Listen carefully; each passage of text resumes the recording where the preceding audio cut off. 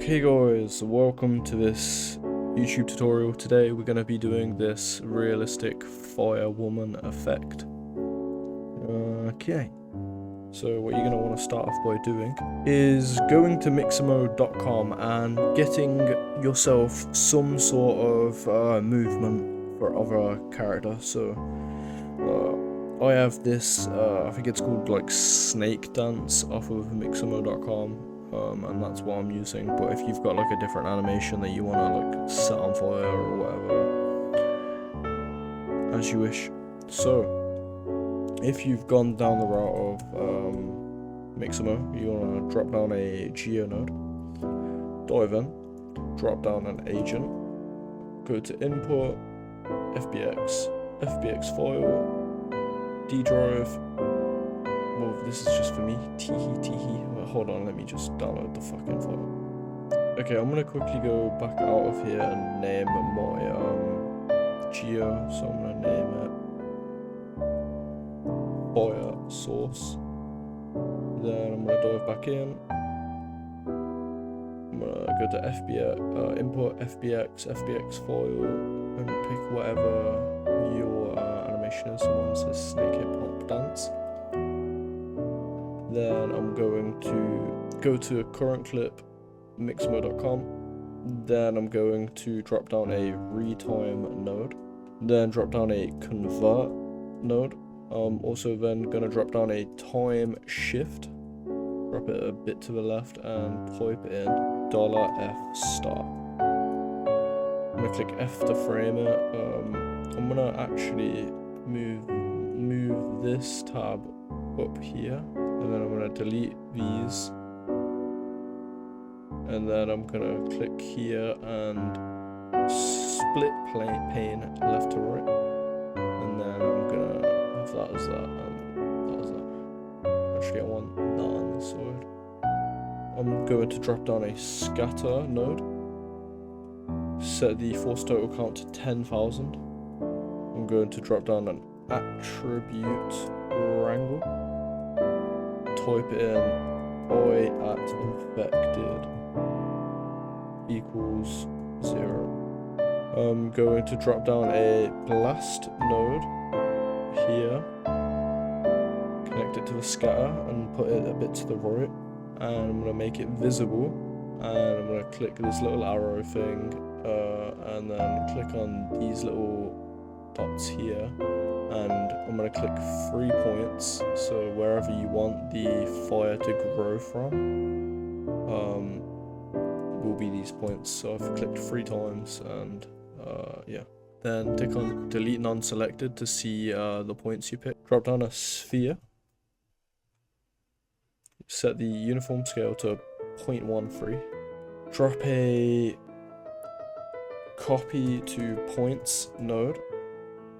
Connected the left to the sphere, and then and put the blast into the right input like that.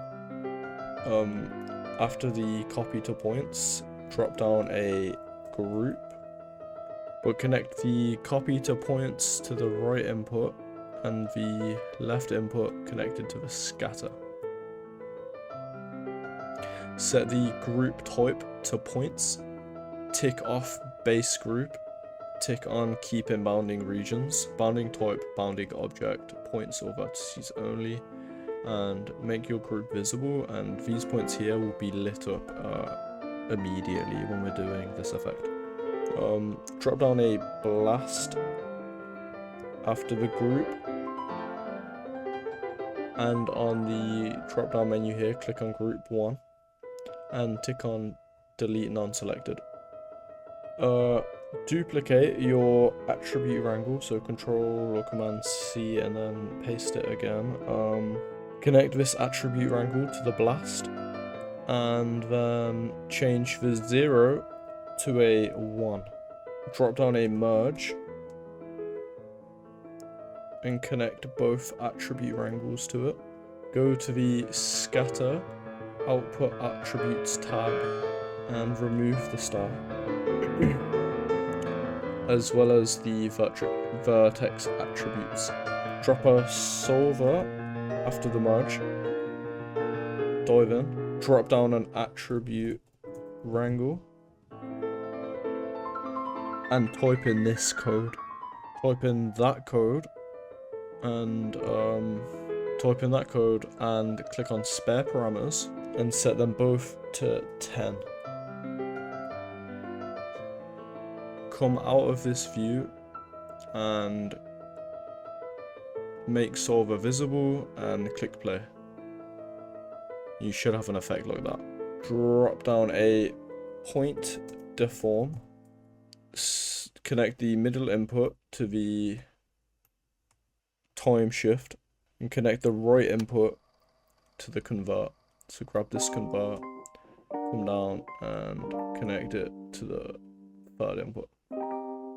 Set the maximum points to 1. If you give it a little play, now it should be dancing. But there's like weird distortion of points, so the maximum points to 0, but 1 should be fine.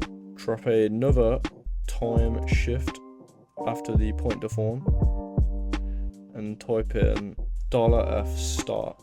Drop down a Pyro source, not a Pyro solver, sorry. Connect this input to the point deform and the right input to the time shift. Set the particle separation to 0.34 and particle scale to 1.5. Click on add attribute and set the attribute to temperature. Set the scale to 0. Drop down a group delete node. On group name, put star. Drop down a rest position, set to extract rest. Drop down a blast node and type in @infected equals 1. Set the group type to points and delete non-selected and make that visible. So it should still be moving, but I've fucked up here, so hold on. On rest, make sure the mode is set to store rest. And if you click play on the blast, it should be a growth. After the blast, drop down an attribute wrangle node and type in the code. Drop down a volume rasterize attribute. Set the attribute drop down to temperature and burn. So on the attribute wrangle, set this as the code, and then on the volume rasterize you should have temperature and then also a burn attribute. Set the voxel size to 0.007. Set the particle scale to 0.05. Click D in the viewport, go to background, color scheme and make it dark. Drop down a null and name it as source out. Come all the way back up to the convert and drop down a trail node and connect it to the convert. Set the result type to compute velocity. Click on this little not that one, this little icon here on the side bar. Drop down a VDB from polygons. Make the trail visible, and what we're doing is we're computing velocity so that the fire can have the same movement as the character. On the VDB from polygons, set the voxel size to 0.0015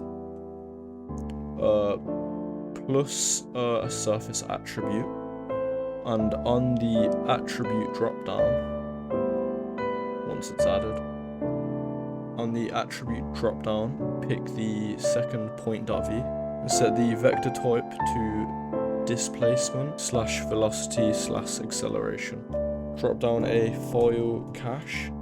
Just file cache your VDB from polygons file.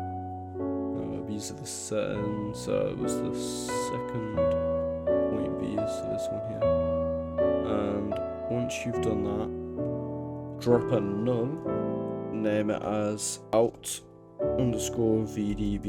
collision. Click on this, alt drag and connect it. Oh wait, I'm tripping. I've already done it. So basically just do what I just said to do, but connect the null to the trail. Drop down a .net,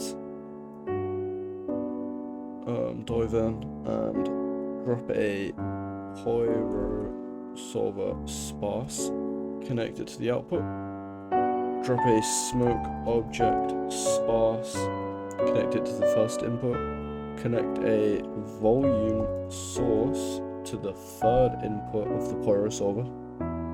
On the SOP path, pick your source out null, if you've named it as that, and set the initialize to source smoke. Scroll down, remove density. On the temperature, set the operation to pull and set the acceleration strength to 50 and set the scale, source scale to 0.5. Remove vel, add another plus here to add a source volume operation and set it to burn. Set the source volume to burn, set target field to flame, set operation to maximum, set scale to 0.5. On the smoke object sparse, scroll down to visualize, tick off density, tick on multi-field, go to the multi-field tab, set density scale to 0, set density field name, density, as well as the diffuse field. Scroll down and on this backspace, on this delete selected point, scroll up, go to the emission tab, set emission to 15,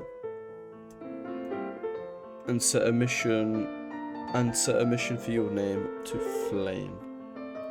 Tick on emit range, set it to 0.1 and 0.2. On the ramp, make it something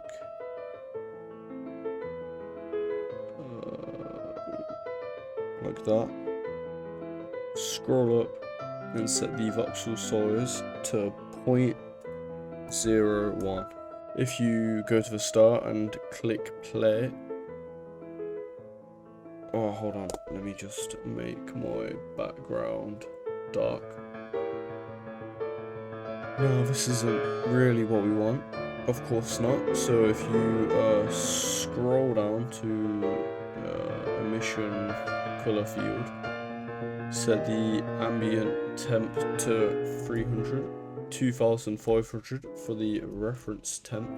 Go to the creation tab, tick on solve on creation frame, go to volume source, tick on enlarge fields, connect a merge to the second input of the Pyro solver, drop down a gas, well that's not much, drop down and connect a gas wind. On the wind scale, type in,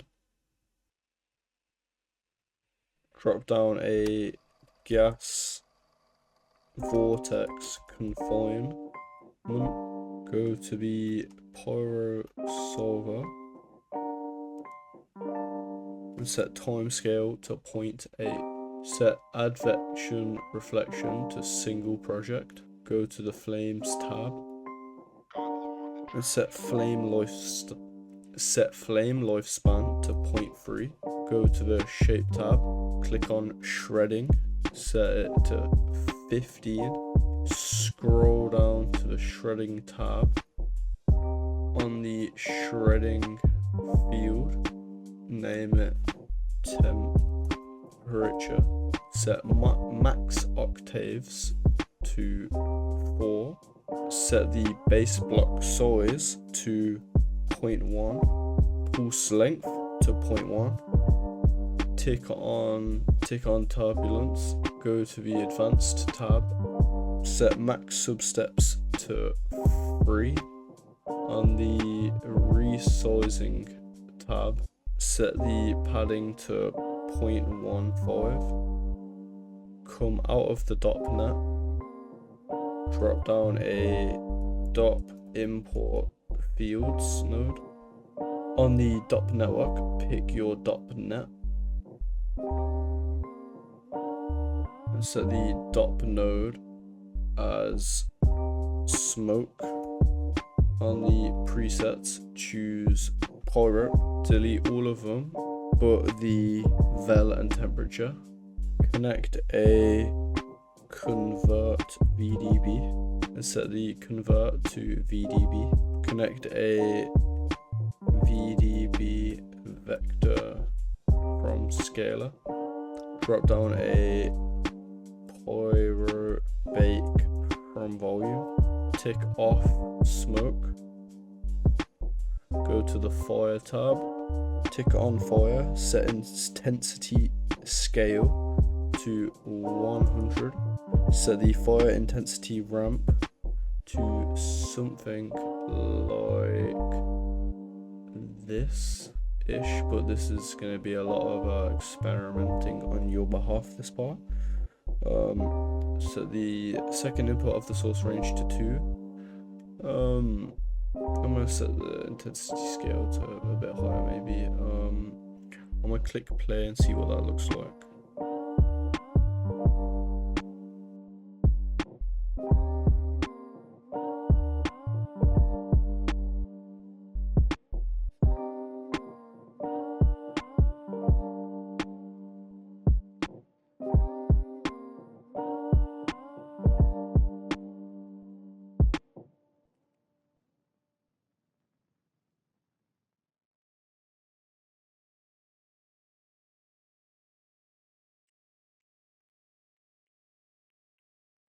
So this is my character. You can see like the outline of her there. I'm gonna just make this purple visible so you can kind of see the outline a bit better. And to be honest, I think the flames are going a bit too high. And I would say that that is pretty much the main effect settings done, and that to maybe improve your effect you would want to tweak all these little settings a little bit and just rinse and repeat. Try to just adjust the settings slightly, see what makes a difference, play it out, and whatever works for you works for you. And yeah, have a good time. I hope you enjoyed this video. Drop a like, subscribe, and peace.